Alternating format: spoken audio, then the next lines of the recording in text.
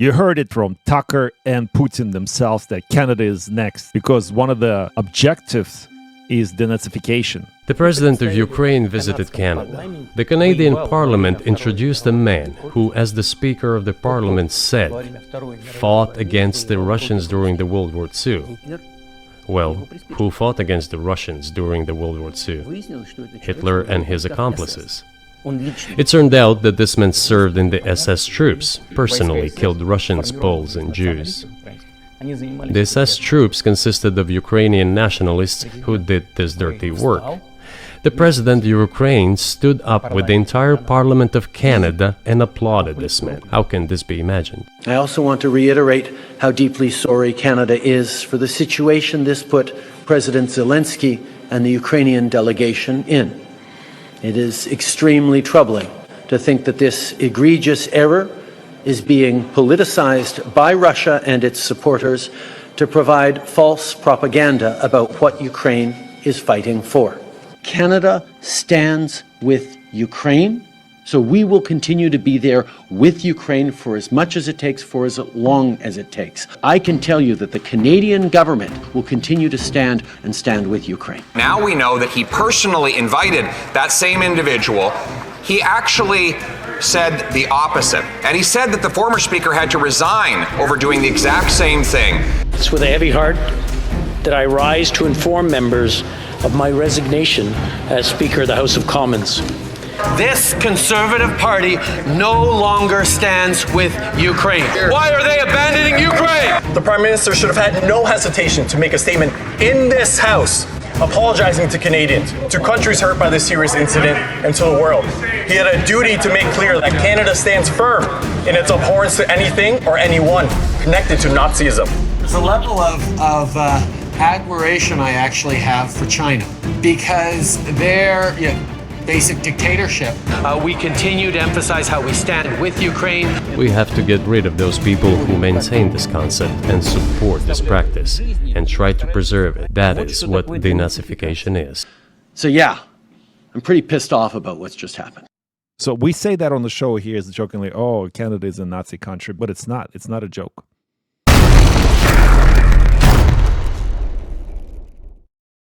Good day, brothers and sisters. You heard it yesterday from Tucker and Putin themselves that Canada is next because one of the objectives for what would be a military action in Ukraine is denazification.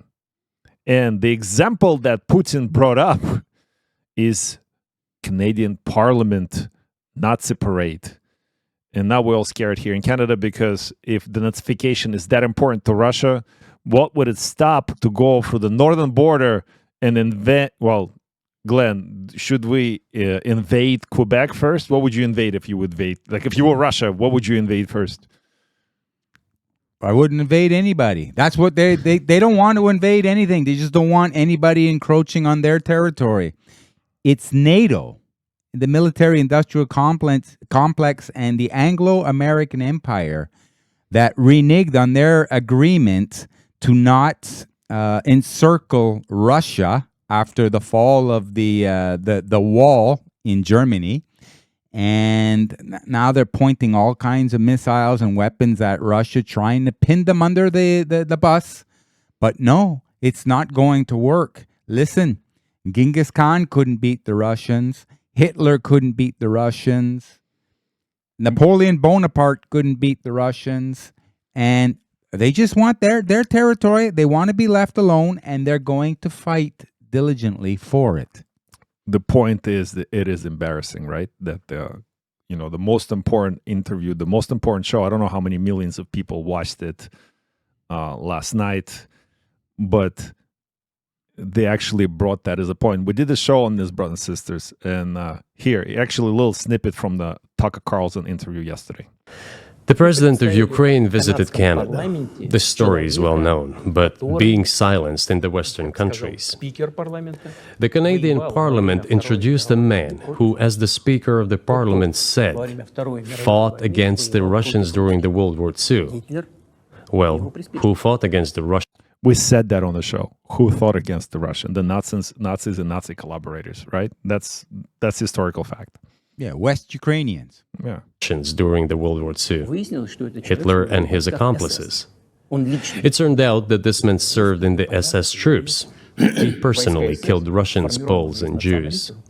The SS troops consisted of Ukrainian nationalists who did this dirty work. The president of Ukraine stood up with the entire Parliament of Canada and applauded this man. How can this be imagined? The president of Ukraine himself, by the way, is a Jew by nationality. You say Hitler has been dead for so many years, 80 years. But his example lives on. People who exterminated Jews, Russians, and Poles are alive. And the president, the current president of today's Ukraine, applauds him in the Canadian Parliament, gives a standing ovation. Can we say that we have completely uprooted this ideology if what we see is happening today? That is what denazification is in our understanding. We have to get rid of those people who maintain this concept and support this practice and try to preserve it. That is what denazification is. That is what we mean. Glenn, this is so embarrassing that they actually he uses our Canadian Parliament as a Nazi example. So we say that on the show here as jokingly, oh, Canada is a Nazi country because of all those laws. But it's not. It's not a joke. Let's remind our listeners and viewers that Hitler's rise to power was financed by the Zionist banker cabal called the Rothschild family. And they were financing both sides for the war. That was to bring down the English Empire, British Empire. Mm-hmm. And then the Americans were told to stay away until the end, once the British Empire was weakened. And then the Americans came in, and that was the new empire to be. So for people to think that the Zionist ideology of Hitler is extinct. No, it's still strong in the world, and this is what people have to understand and diligently fight against. Well, what bothers me is the fact that, Prime Minister lies all the time, and we knew right away. We called it, right? We called it from the start that when the speaker stepped down, what's his name, Rhoda? When Anthony Rhoda. Yeah, we knew that he was the fall guy. And he looked like a fall guy, right? He's the Rhoda's original statement. It's with a heavy heart that I rise to inform members of my resignation as Speaker of the House of Commons. It has been my greatest honor as a parliamentarian to have been elected by you, my peers, to serve as the Speaker of the House of Commons for the 43rd and 44th Parliament. I have acted as your humble servant of this House, carrying out the important responsibility. He's reading it because none of that is true. That's not his words. That's been written for him, right? Hey, brother, he said with a heavy heart, that he has to step down. I can tell you he's leaving with a heavier wallet because he was paid. He's the fall guy, and people who are fall people, they get paid to take down, to do the bad work, to protect the people upstairs who make the bigger mistakes. But the truth will set you free. And we knew for a long time, since the beginning, this will come out eventually, right? And it did. It did come out because Trudeau said, no, we didn't know nothing about it. It's the speaker's fault. He didn't vet it properly. And here's what's happening now. Apparently, they had a meeting beforehand. They went to dinner or whatever. There was like the whole event set up around it. Let's watch the Pierre Poilievre. By the way, Pierre Poilievre stood up too and applauded that and shook his hand. So let's not get Pierre Poilievre off the hook just yet. But here's the video I want to show you. The Honourable Leader of the Opposition. He's hiked the cost, he's hiked the crime, he's not worth the cost, and he's not worth the crime after 8 years.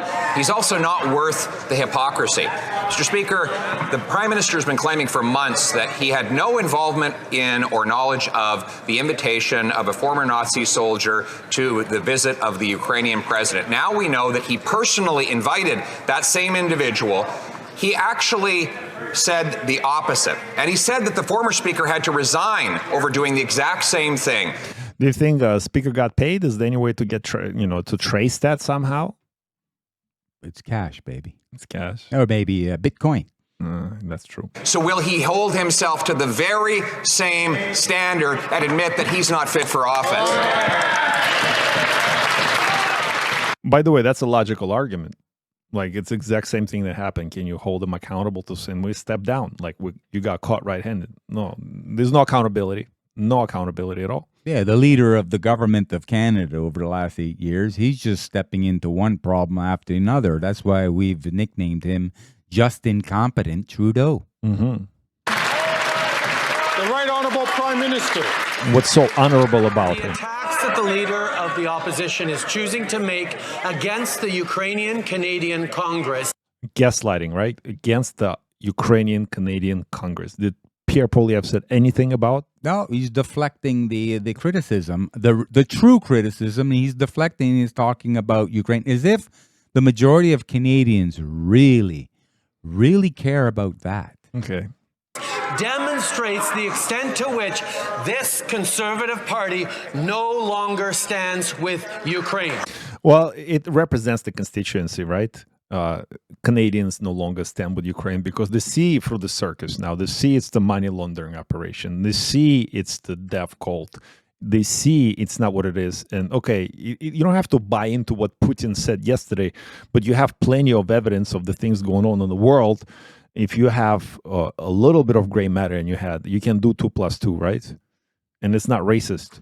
2 + 2 is not equal 5. They have an opportunity in just a few minutes, Mr. Speaker, to stand and vote in favor of a free trade deal that Volodymyr Zelensky himself is asking this House to pass. And so Zelensky is asking he himself, this godlike creature from Ukraine who's money laundering for the rest of the world, asking Canadian Parliament to do something in favor of Ukraine, and we Canadians were supposed to bow down to this bastard and give up our soul. Is that what it's that? And plus they say up to $9.5 billion we've sent them. I'm sure that the homeless people or the people having a very hard time affording their groceries are going to be holding on to their real estate because of the big increase in the interest rates because of this government spending money recklessly, foolishly, giving it around the world, laundering it right in front of our faces, and then we pay for it in the form of inflation.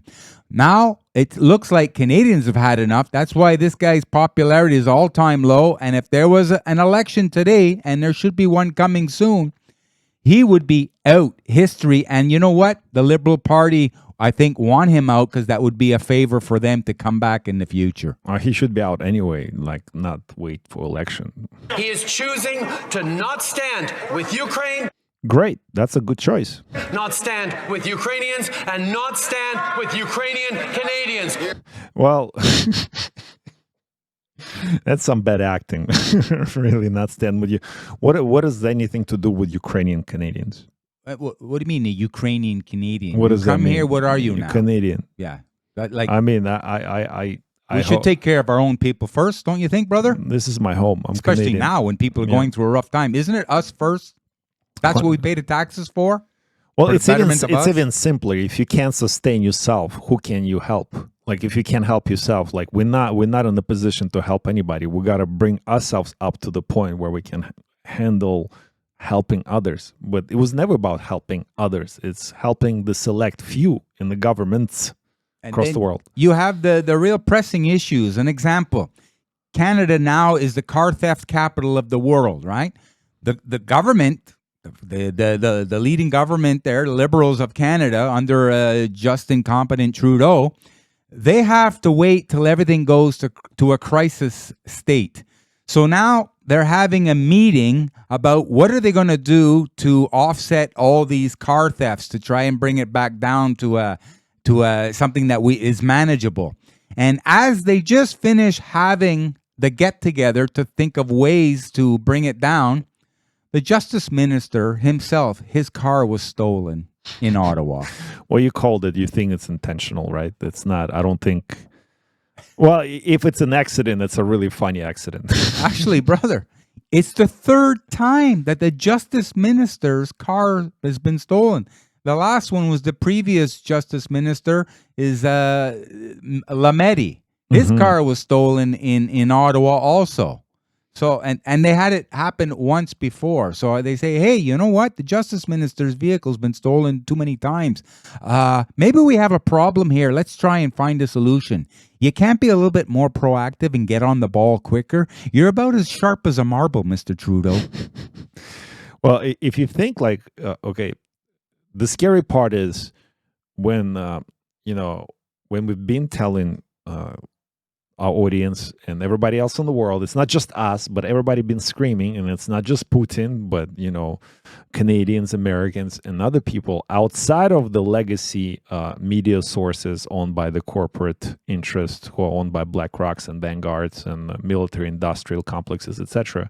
We've been screaming about this whole Azov battalion and a Nazi element in Ukraine, specifically in this war effort, right, or special operation thing going on, and you would think people would go and do their own research and look it up with like all the kinds of Nazi swastikas going on in the ranks of Ukrainian army. And here's the video. If you don't, okay, I didn't make this video. I just pulled it off the internet. Brothers and sisters, you can do the same. Glenn, did you see this one? I also want to reiterate how deeply sorry Canada is for the situation this put President Zelensky and the Ukrainian delegation in. It is extremely troubling to think that this egregious error is being politicized by Russia and its supporters to provide false propaganda about what Ukraine is fighting for. So Ukraine, brothers and sisters, is clearly, as you can see, all that Nazi symbolism on the screen. And they basically straight up acting like Nazis and wearing swastikas and giving, Nazi salutes and all that stuff. And this is, you can look it up for yourself. This is not Alex Astro propaganda. This is not Putin's propaganda. This is real stuff. And sometimes even on media, legacy media, they mess up and they post some swastikas and stuff like this too. So it is, Nazi problem is still a real problem. The fact that our prime minister defending that thing happening in Ukraine, is a 2+2 kind of situation, Glenn? Like, is he, if he looks like one, if he smells like one, if he walks like one? He is one. He's just one horrible thing that's transpiring after another under the 8 years of him. Canada now is in record debt. The people themselves are in the highest debt level they've ever been. There's a housing affordability crisis. There's a food crisis. Now there's an immigration crisis. And this Trudeau and his PMO, the Prime Minister's office, have given McKinsey consultants $17.7 billion over his 8-year tenure, consulting to find what would be the best way to handle Canada. Billion, 17.7 bill. Wow. McKinsey consultants. That's so. How much of the investment does Trudeau owns in McKinsey consultants? That should be that's bad interest there. That should not be allowed. Glenn, my question to you. Yes, sir. Based on what you heard from Putin and everything we saw, and like Putin says he's not going to invade NATO or Europe. He's not interested in this, but he did made it clear that Western Ukraine is Russian lands historically. I mean, Eastern Ukraine. He says Western, the Polish and Hungarians can keep. He didn't say those words, but in my opinion, he was alluding to that. And you and me called it. Actually, you said it, that Ukraine is going to be partitioned. Demilitarized zone, like North and South Korea, East and West Ukraine. Well, there'll be some demilitarized zone for a while, but also it will be partitioned between other interests. And we don't know to what extent and everything else, but we called it. And I think it's coming to an end but I'm not interested in what's happening in Ukraine. probably in the greatest possible country in the world that has full of potential in terms of natural resources. We have good human resources. We're not overpopulated in terms of that. We have dilapidated infrastructure, but we have an opportunity to make this country great again, hopefully with Trump's help. But the point is, what's the solution, Glenn? How do we fix this? Like right now, give me a 5-point plan for the next 6 months. The most pressing issue is to come up to date of what the propaganda has been. Trudeau using the media muppets to fool people consistently, and so that they don't see the reality of what's going on. It's the same thing as happening in America. When Trump would say, you are fake news. Yeah, we have a lot of fake news that's bought and paid for here in Canada also. And by the way, they're laying off 4,800 people, and they're going to be selling a lot of their radio stations because people are tuning out of mainstream media. You're talking about Bell Media. Bell Media, yeah, and tuning more into people like Tucker Carlson, who is a real reporter and has a vested interest to get the truth out there to help people discern for their perception of reality so that they get a better view of things and allowed to make proper decisions for themselves. And then we will gravitate more towards a proper democracy that way.